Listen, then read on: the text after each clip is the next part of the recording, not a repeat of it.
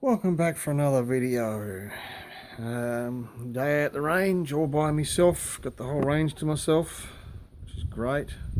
Just doing some preliminary final optimum charge weight testing on the Reaper. Ruger VT M77 Mark II. Highly modified, of course. True lat bolt lugs done, oversized bolt knobs. Whole kit and caboodle. One of my little projects. Not the scope that I really want on it, but I'm saving money up for that. I've got here, you can see that a bit better.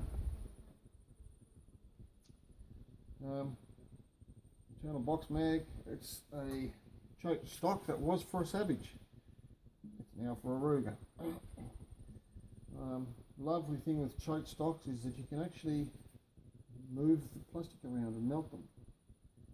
I did fill in and with a full perimeter aluminum chassis setup, filled it in, made the aluminum box mag, cut the bottom out of course and used that plastic to melt other things onto. I have my nice little thumb rest here. The Ruger itself has straightened the trigger. Stainless steel mag release, which is actually part of it. MDT magazines without the binder plate. I did have to modify them slightly to work with the Ruger action. Welded an extra piece on the top here.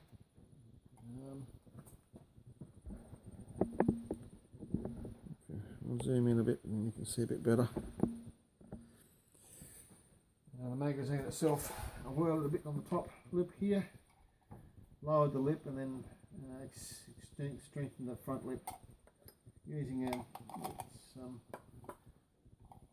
10 thou off. It's perfect for what I need. Shooting STTs. It's my PRS rifle. Replaced the loops with a quick release there. I've still yet to put the one in the back here. Apart from that, everything else works beautifully. In and out, drops in perfectly. Arc rail on the front. Total Solutions Engineering stainless 1 in 8 twist barrel, number 8 profile. Big muzzle brake on the end with one of my custom tuners behind it. You can see that a bit better. Another tuner, the brake. And this thing has got a bit of weight to it. I added a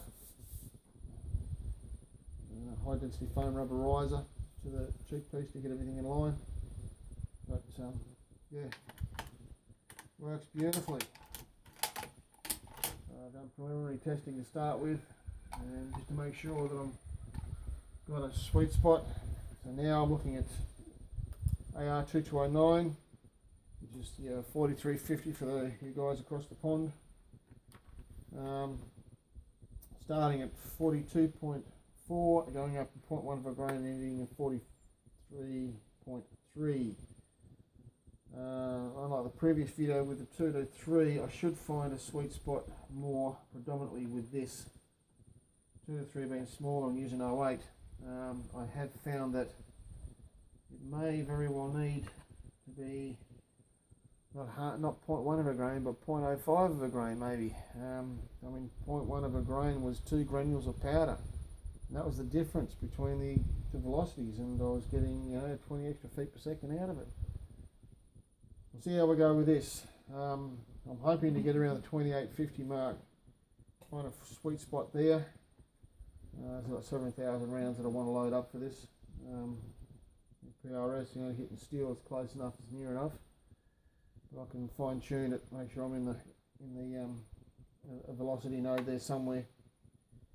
As normal, I've got 5 rounds.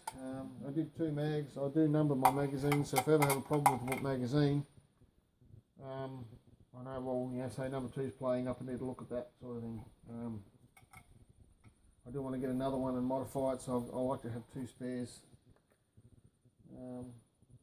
around, but yeah, we'll see how we go. Chronograph set up. Hopefully we don't get any errors as we did with the 223. The chambering is 260 AC match. It's a special chambering I had made. It is a neck turn chamber. I like to neck turn my brass because most of the 260 brass that I run is form 308 brass anyway, and I get plenty of neck thickness to be able to have everything very concentric with turning. It also means that the projectile 140 grain SSTs are sitting at the bottom of the shoulder. I get full neck tension so they don't move in the mag, and they sit at the bottom of the shoulder. Tight base, tight shoulder, but a long throat. With this particular setup, actually these are seated a little bit deeper in this one. If I load singly with a long action, the chamber ream is set up so that you tend to off the lands at full neck tension, and that pokes out a bit further. This setup here at the moment, I've got with this projectile 60 thou jump to the lands, which for my PRS type rifle is exactly what I wanted. Yeah, March flies, missed him. Keeps my pressures down, and I can get good velocity without overstepping my pressures. So let's see how we go. Put my ears on. I won't need my sandbag this time round. I've got a target down range I can just play with, and go from there. I've got 42.4 grains of AR2209.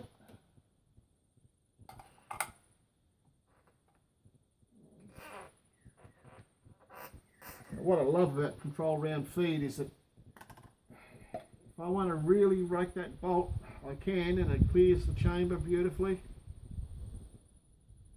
But if I don't want to lose them, I can just pull the bolt back slowly and have it pop out into my hand. I'll show you that in a minute. Right over the top of that. Okay.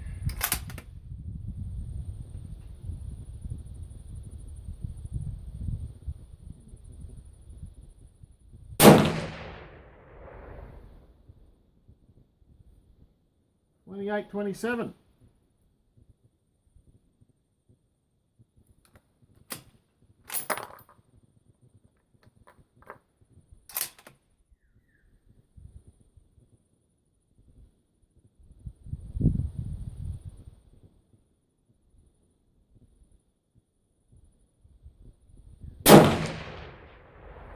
$28.38.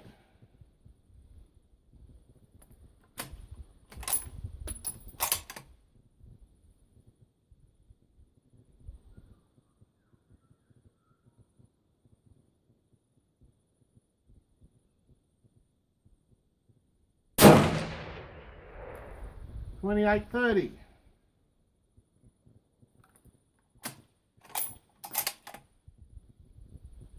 As you can see, this thing hardly moves from watching the bullet go into the target. Love it. Of course. $28.28.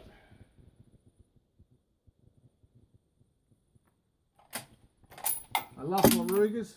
Most of my competition stuff I've built and reworked with my Rugers. Yeah, I'll stick with it, I think.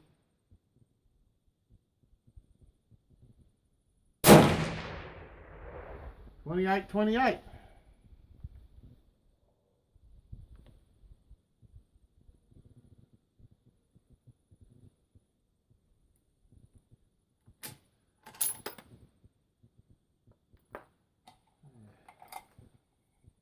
I think is that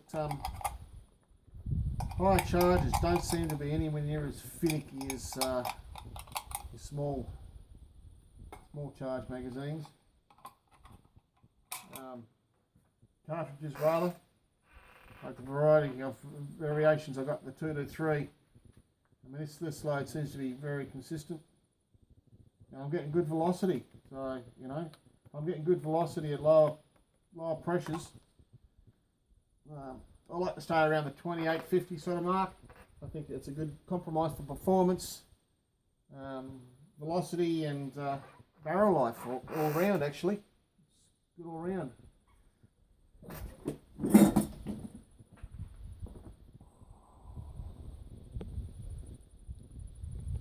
zoom back out again so you can see what's going on. Right, 42 and a half.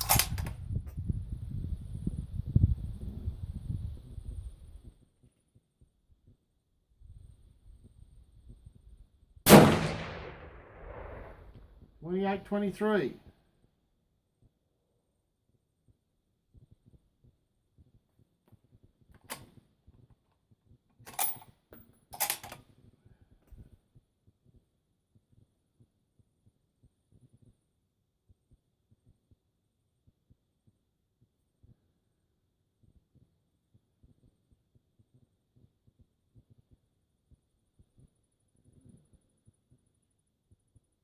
'A little mono pot at the back makes life a little bit easier when you're doing bench stuff.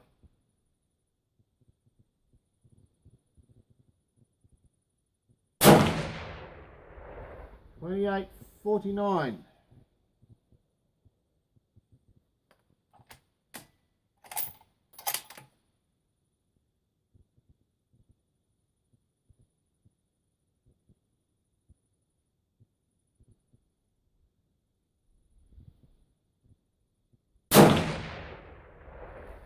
$28.43.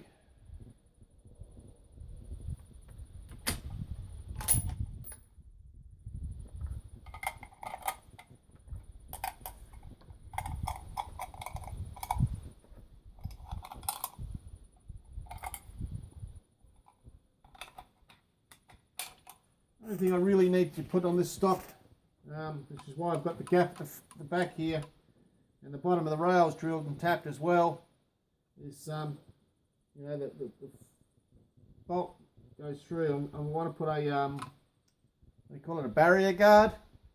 I'll make one up out of aluminum and put that in there and screw it to it.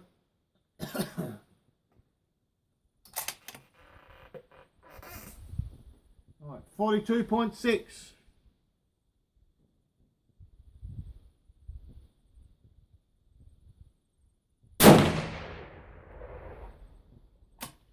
$28.44.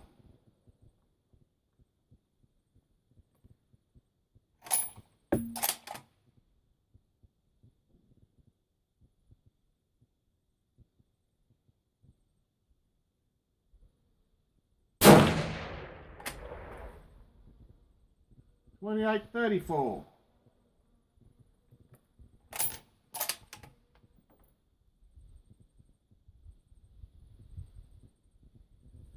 The target downrange, just holding the same point of aim. See what I have in difference, if there's any difference in group size.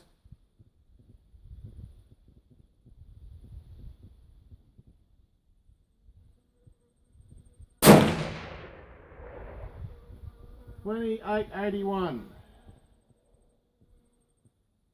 It's a bit odd, that one.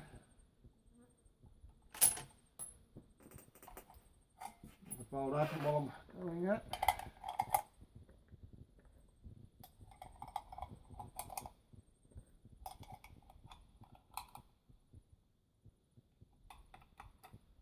Now, this barrel is finished off at 27.5 inches.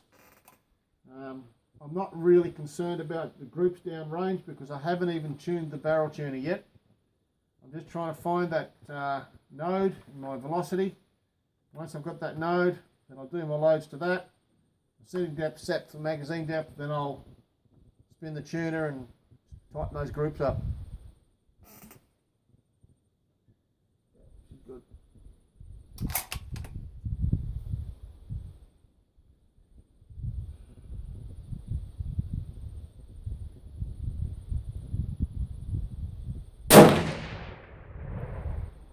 $28.38.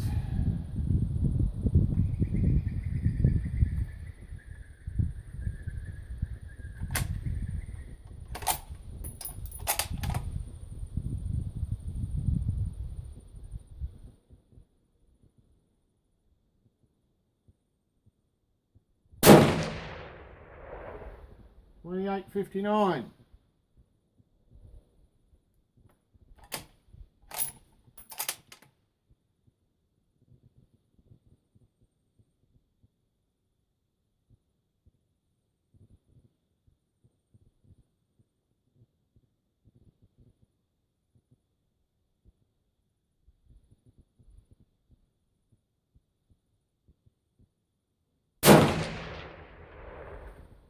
28.57. That's why I do 3 rounds of each load. So I can get a better average, better data in, better data out. And then you can exclude one that seems to be an oddball that's way out of left field for some reason. It could have been a projectile issue, it could have been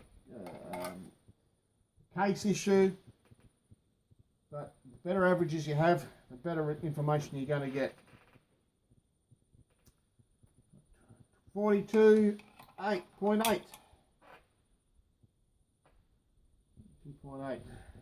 Yeah, starting to get a bit warm actually. I might let that cool for a little bit. We'll pause the video until we go on to the next one. I'll do some adding up in the meantime.